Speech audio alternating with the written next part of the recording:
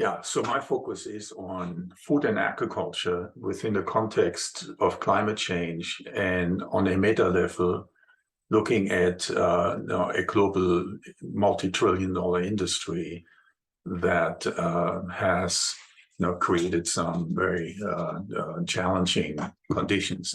So let me share my screen here and get into the slideshow here. So to explain the challenge that we're facing here, let's take a look first of all at the IPCC report from 2018.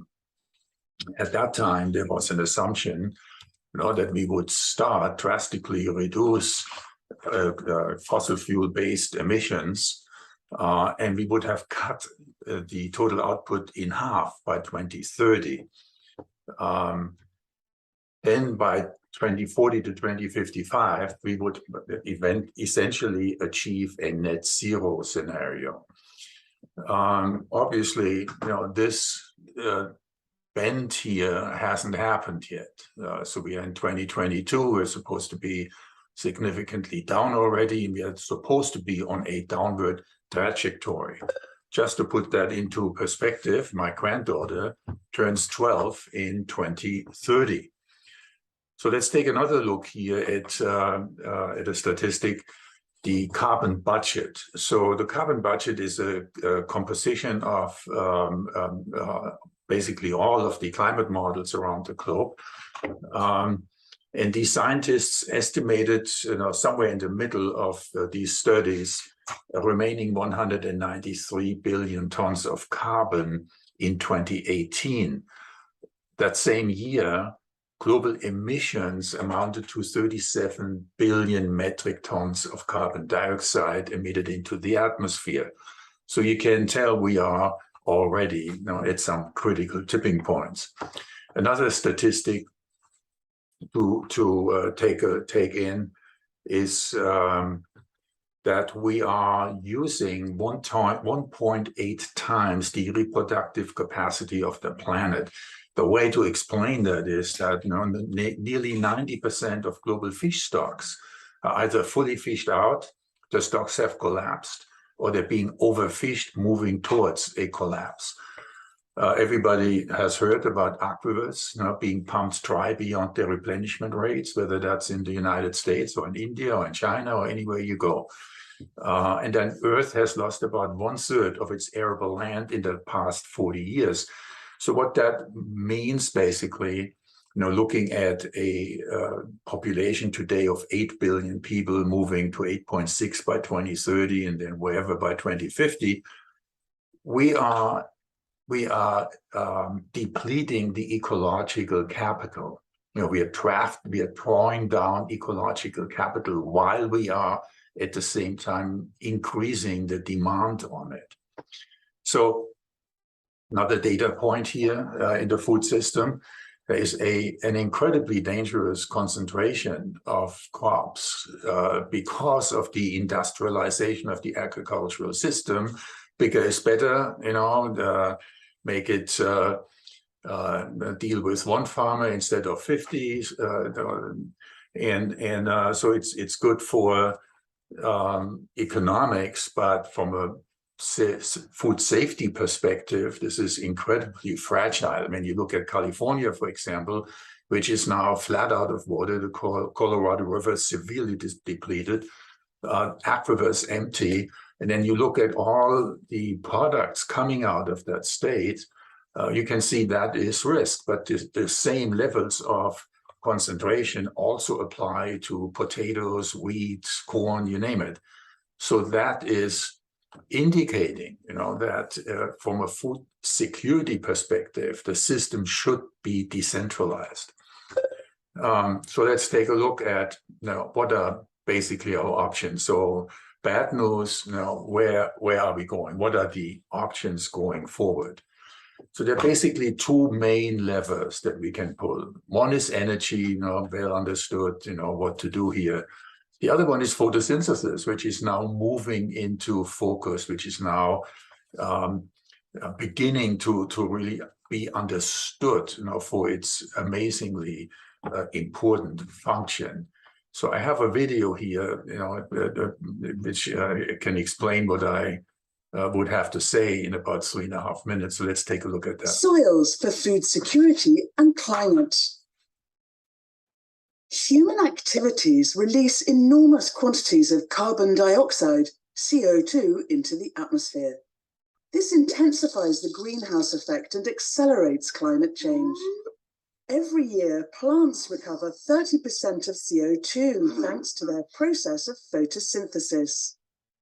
Later, when plants die and decompose, living organisms in the soil, such as bacteria, fungi, and earthworms, transform them into organic matter. This carbon-rich organic matter is essential for human food because it holds water, nitrogen, and phosphorus, which are essential to the growth of plants. The world's soil contains 2 to 3 times more carbon than the atmosphere. Increasing this storage of carbon by 0.4% per year, or 4 parts per thousand, in the top 30 or 40 centimeters of the soil could stop the increase of CO2 in the atmosphere. This is the proposal of the 4 parts per thousand Soils for Food Security and the Climate Initiative. The increase in carbon storage in soils would therefore contribute not only to stabilizing the climate, but also to ensuring food security, that is, the supply of sufficient food for all people. How can it be carried out? Policy measures must be established to reduce deforestation and encourage ecological farming practices that boost the amount of organic matter in soils and meet the 4 parts per thousand every year objective. Examples would be: avoid leaving the soil bare so as to limit carbon loss. Restore crops, pastures, and degraded forests. Plant trees and legumes that have the ability to fix atmospheric nitrogen in the soil. Use manure and composts to nourish the soil, or allow water to collect at the base of plants. Who is targeted? There are 570 million farms in the world and more than 3 billion people living in rural areas that could implement these practices. At what cost? To restore agricultural soils, it would cost a few $dozen per hectare. However, agroforestry and the renewal of forests would require more investments. And for how long? The sequestration of carbon in soil would continue for 20 to 30 years after the good farming practices are put in place, provided these practices are maintained. Under the 4 parts per thousand initiative, researchers are coming together with farmers, associations, economic stakeholders, regions, and countries for the purpose of food security and climate.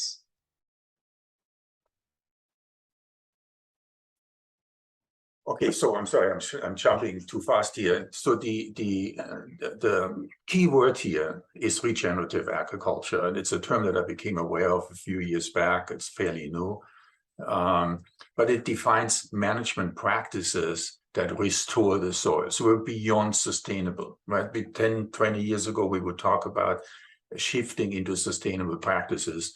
It's too late for that. With the soil being so depleted, its watersheds polluted, we have to regenerate, we have to repair. So that's the meaning of that term here. So what does it all mean? I mean, lots of bad news here, and no need to really have to get too deep into these technical aspects other than to understand, we have to get our soil and our watersheds back to life. So what does that mean? It is, first of all, it has to be demand-driven. It has to engage the population, because regeneration depends on local types and conditions of soil, local climate, even microclimates, water availability, and then the socioeconomic realities within the community. The industrial food system as it is conceived today cannot reform itself without the active participation by an informed public. they need to see demand in order to change their production and their supply chain policies and so on and so on. They need to see that the market is moving into a direction that forces them to adapt and adjust, and also incentivizes them to adapt and adjust. And any such change has to be built from the ground on up at community level, because nature is local. Every community is dealing with different realities in their immediate environment.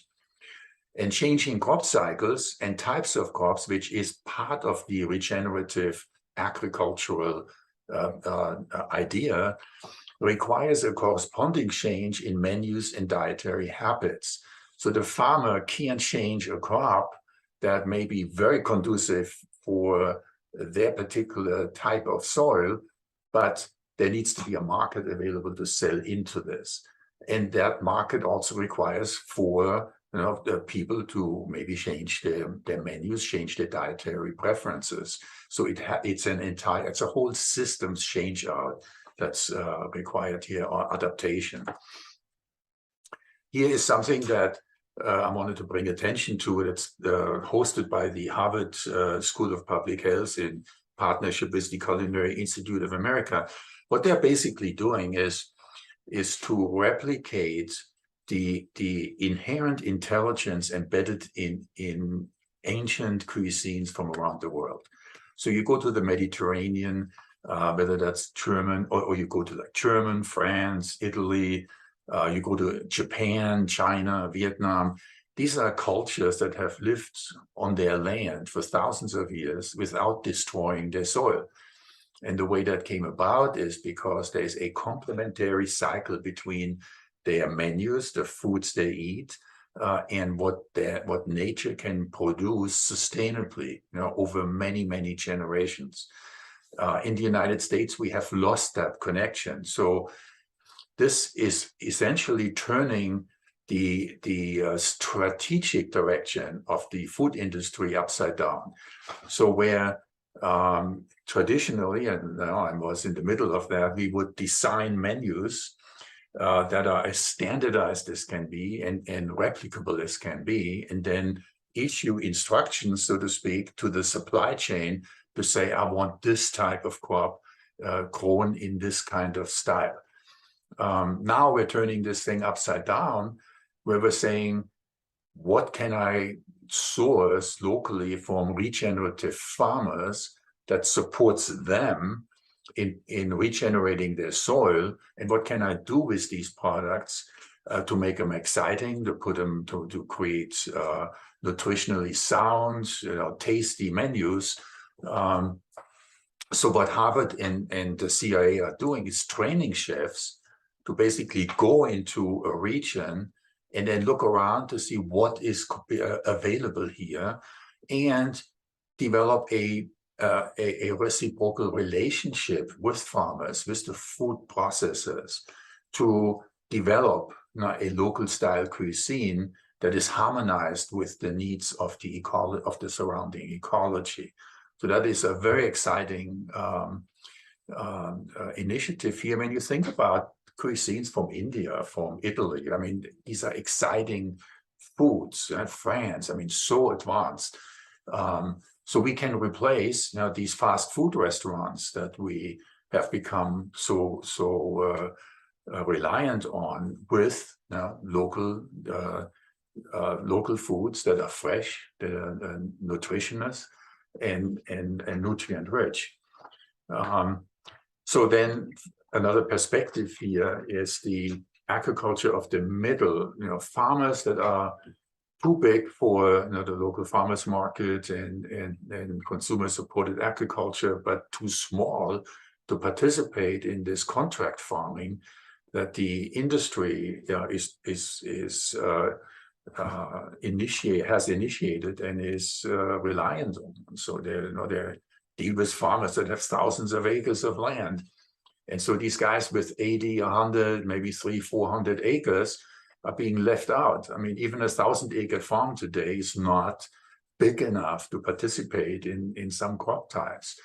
But by focusing on these farmers and assisting them, in changing their practices. If they shift into a multi-crop process with integrated livestock, that is the most efficient form of farming to produce high-quality nutrient-rich calories.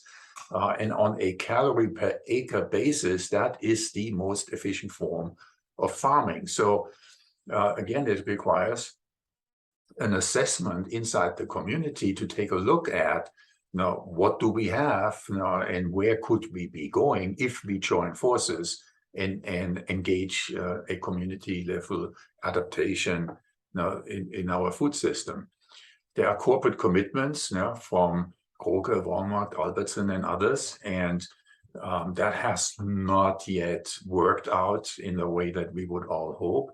But with the shift in community interest, in engaged populations, wanting to see this shift happen, these companies here are key to a successful transition. So that's basically where I wanted to take us. Sorry, there's a lot of information, dense and compacted here, but the key message really is we have damaged the ecosystem and the around us. We have damaged soil and watersheds to the point where it's getting us into some real trouble.